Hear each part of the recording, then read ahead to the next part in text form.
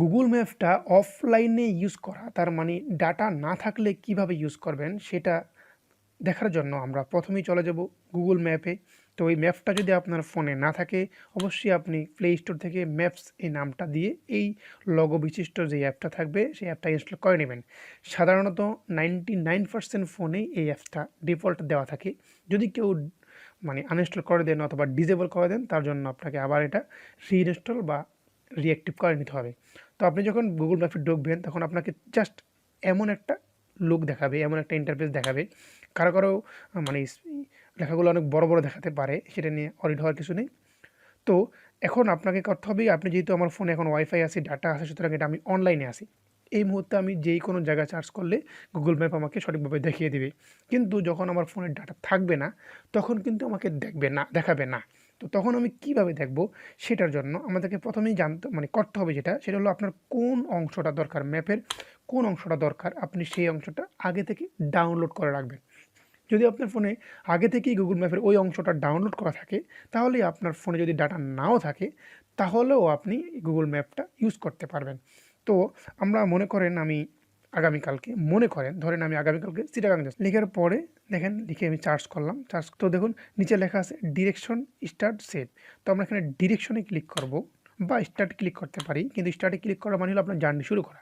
আমরা যখন ডিরেকশনে ক্লিক করব, ক্লিক করার পরে দেখেন এখানে আপনাকে দেখাচ্ছে যে আপনি এই এই অংশটাকে ইচ্ছে করলে ডাউনলোড করে নিতে পারেন। তো এইখানে ছাড়াও ডাউনলোড করার অনেকটা জায়গা আছে। তো আমরা যদি এখন এই ডাউনলোডে ক্লিক করি, তাহলে এই অংশটা ডাউনলোড হয়ে যাবে। তো আমরা ওইখান থেকে না দেখেই আমি অন্য জায়গা থেকে দেখাচ্ছি, যাতে করে আপনাদের জন্য সুবিধা হয়। তো আমরা গুগল ম্যাপে ঢোকার পর যখন এই ইন্টারফেসটা আসবে, তখন আমরা দেখেন উপরে এই যে একটা পেজ চিহ্ন আছে, একটা আপনার এই গুগল ম্যাপটা যেই ইমেল দ্বারা লগ ইন করা, সেই ইমেলের লগোটা চলে আসবে এখানে। তারপরে আমরা এই নামে ক্লিক করব। নামে ক্লিক করার পরে দেখেন এখানে দেখাচ্ছে অফলাইন অ্যাপ ম্যাপস। তো অফলাইন ম্যাপস যেটা, সেটা সেই ম্যাপটাই যদি আপনার ফোনে থাকে অফলাইন ম্যাপে ক্লিক করলাম। আমার ফোনে অলরেডি 3টা অফলাইন ম্যাপ ডাউনলোড করা আছে। তো আপনাকে কী করতে হবে, আপনাকে এই সিলেক্ট ইউর ওন ম্যাপ এটাতে ক্লিক করতে হবে। ক্লিক করার পরে আপনাকে গুগল ম্যাপে নিয়ে যাবে। গুগল ম্যাপে নিয়ে যাওয়ার পরে আপনি যদি 2 আঙ্গুলে এখানে বড় ছোটো করতে পারবেন, ইচ্ছা করলে পুরো বাংলাদেশটা মোটামুটি নেওয়া যায়, অথবা আপনি ইচ্ছা করলে বড় করে যেই অংশটা দরকার আপনার আগামীকালকে বা পরবর্তীতে দরকার হবে, আপনি সেই অংশটা সিলেক্ট করবেন। যদি বেশি দরকার হয় বেশি, কম দরকার হলে কম।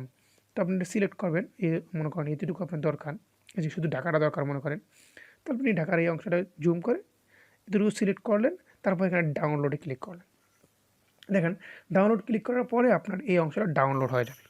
ডাউনলোড হয়ে গেলে আপনার ফোনে যদি ডাটা নাও থাকে, তারপরেও আপনি এই অংশের ম্যাপটা অফলাইনে মানে ডাটা অফ করা অবস্থায় বা ডাটা না থাকা অবস্থায় দেখতে পারবেন। ডাউনলোড হতে কিছু সময় নিতে পারে, কিছু সময় পরে ডাউনলোড হয়ে যাবে। এবং কি এই ডাউনলোডটা আপনার আপডেট হয়, যেহেতু গুগল ম্যাপটা কিছুদিন পর আপডেট হয়, যখনই আপডেট হয় মনে হয় সপ্তাহে বা 15 দিন পর পর আপনার এটা রিডাউনলোড হতে পারে। তো আপনি যখনই বাসা থেকে বের হবেন বা কোথাও যাবেন প্ল্যান করেন, তখন আপনি একটু কনফার্ম করে নেবেন যে আপনার অ্যাপসটা রিডাউনলোড হয়েছে কিনা। তো এই ছিল আজকে আমার ভিডিও। যদি ভালো লাগে অবশ্যই লাইক করবেন, কোনো কিছু বুঝতে সমস্যা হলে কমেন্টে জানাবেন, আর আমার চ্যানেলটা সাবস্ক্রাইব করতে ভুলবেন না। আল্লাহ হাফেজ।